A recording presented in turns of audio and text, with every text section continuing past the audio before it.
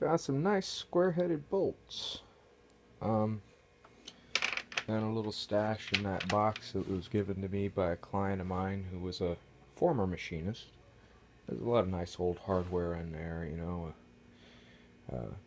Hard to get bolts these days that are cut on a screw machine. But anyhow,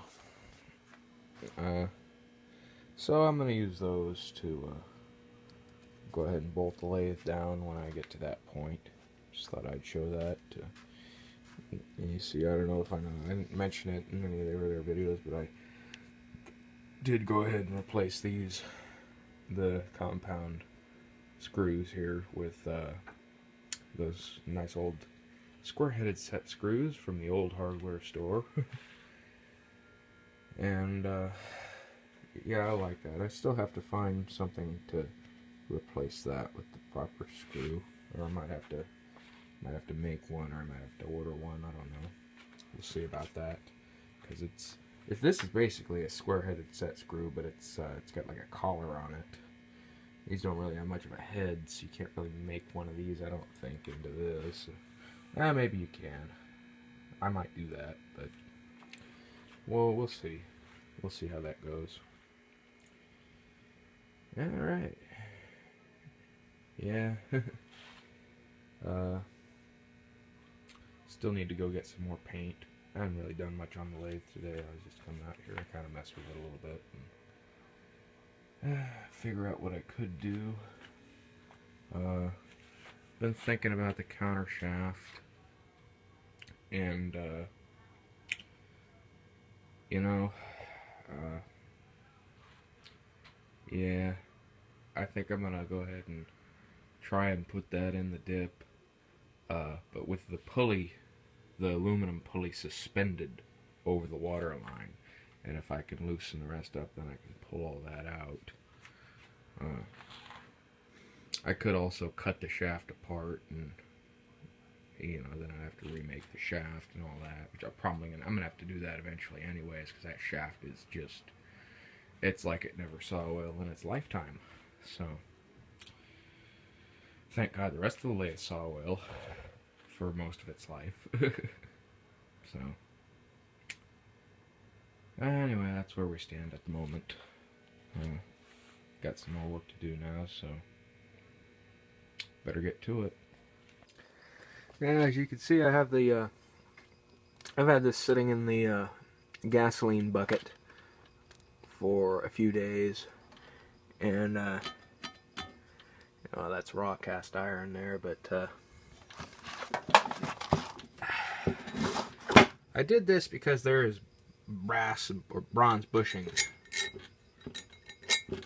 that are pressed into this casting, and rather than try to press them out so that I could put it over here in the electrolysis tank, I thought it was best just to well, in a way, chemically strip this paint. Now, I don't use chemical strippers anymore. I've used them a couple of times, and that was enough for me. They're just so incredibly caustic, and it's just unpleasant to be around in all ways.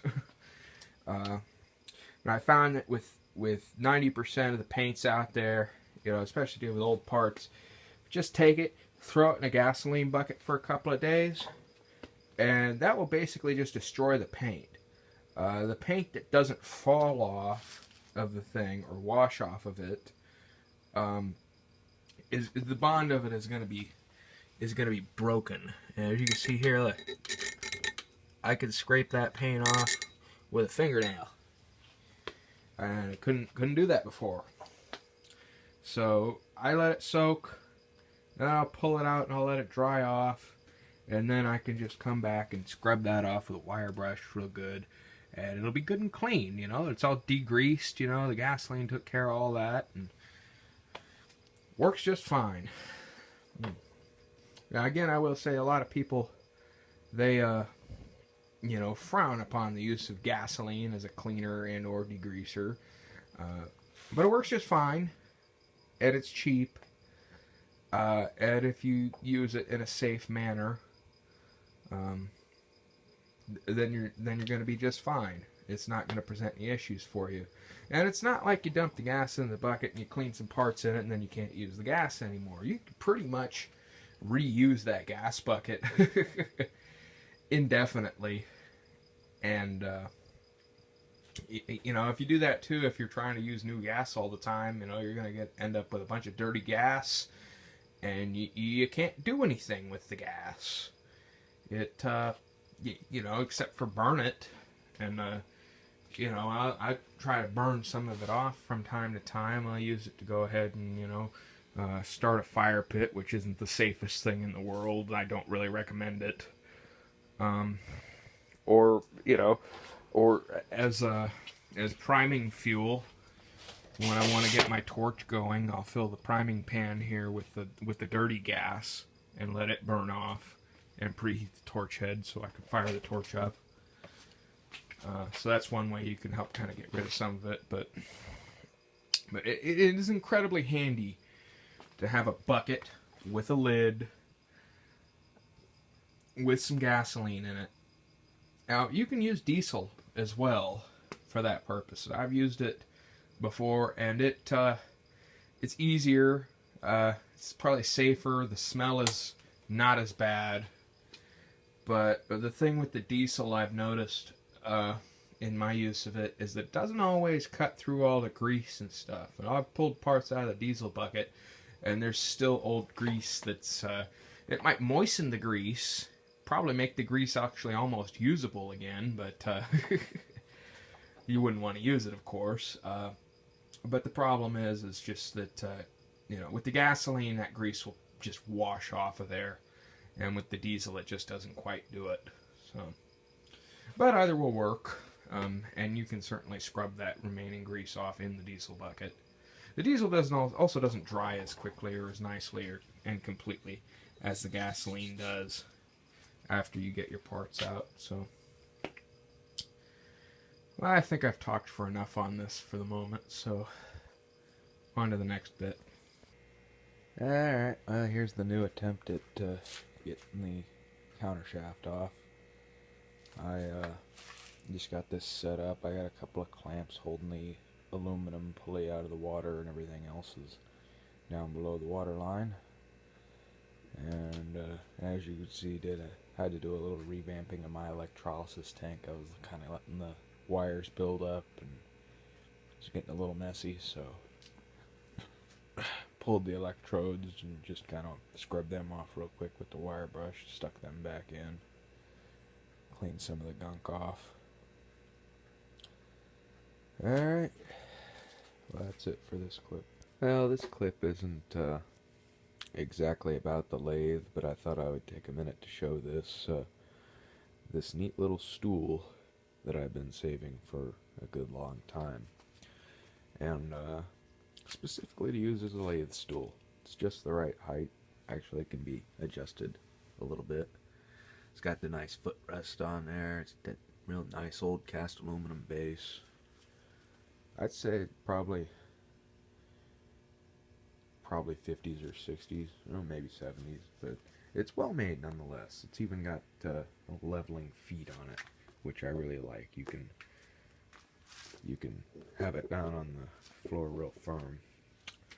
Unfortunately, the padding and everything is all gone out of it, so I hadn't been using it for some time, and I was going through the alley the other day and I found this really nice broken stool, and the base was broken, so I went ahead and I saved this, and I was looking at it and I need to make a little adapter plate, and I'll go ahead and put this on there. This is a little crackled, but it's really not bad, and the padding's still good. I was thinking I might try to get some of that canned rubber I've seen on TV and paint that, see how that does. Might be an interesting little project there. Experiment with that. Anyway, that's nice. It'll go well with that style, and that style will go well in the rest of the shop. Oh, what else was I going to mention? Well, I'm sure I'll think of it later. And of course, as soon as I stopped the video, I remembered what it was else I was going to mention.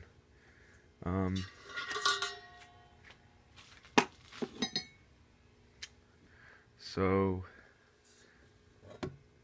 this right here is the base of that stool that I pulled out of the alley.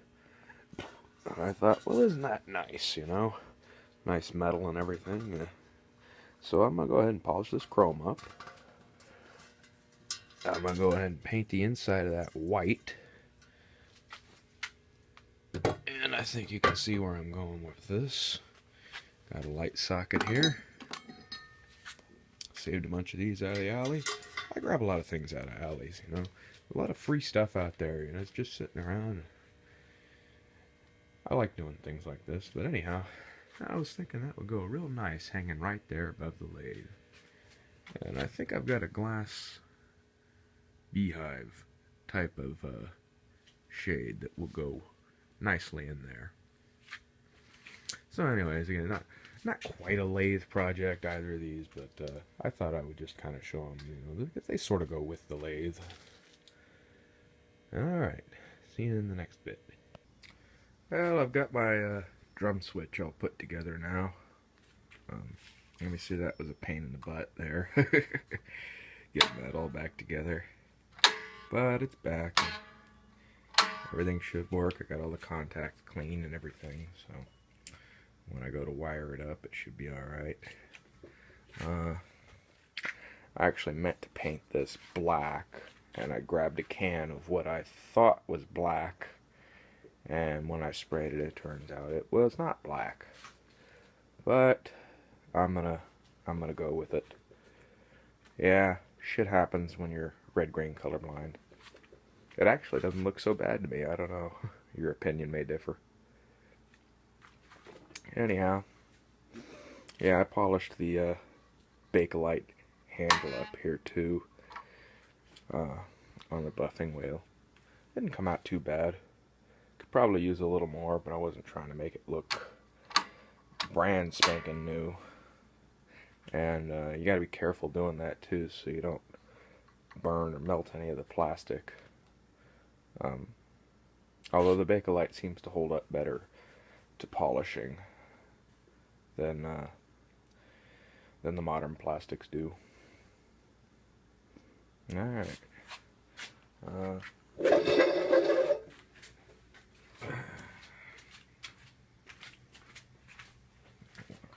here, as you can see here, we got our whole counter shaft assembly.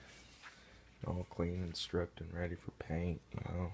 Nice clean pull it in, all that.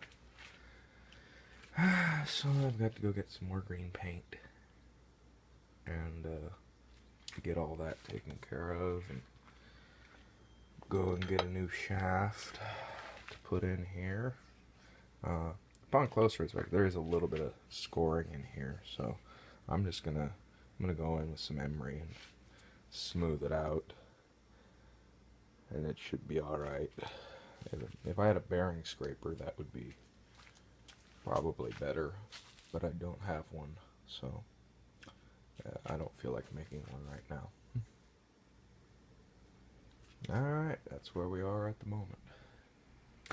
Well, I just did a little preliminary assembly of my side gear train and the gearbox, and dropped it on there. I haven't got any paint on it yet, but it was really bothering me having these things just sit on the bench. And you know, the longer you have something disassembled sitting on the bench, the more likely it is that something's going to get knocked off or forgotten about. Furthermore, the longer you go in between disassembling it and reassembling it, the more liable you are to forget something or forget how something goes together. So you want to try and keep things in some sort of an organization. So that's what I've done here, but I also did this because I wanted to look at something. It was very clear to me that this bushing was probably not the original one that came with the lathe, and that it was too long to have this gear on there. And you see how that will move all the way out like that. But the other issue is it's not getting a full mesh here. And actually, there's one single tooth that's chipped. that it was like that since I got the lathe. I saw it when I was cleaning it up, and that's probably why some idbob had used that bushing and wasn't doing anything right. The other thing is, it does not line up with this gear either, but it lines up more with this gear than it does with this gear. So if I adjusted this all the way back, and I'm pretty sure I can machine that bushing down in my lathe and make it a proper fit.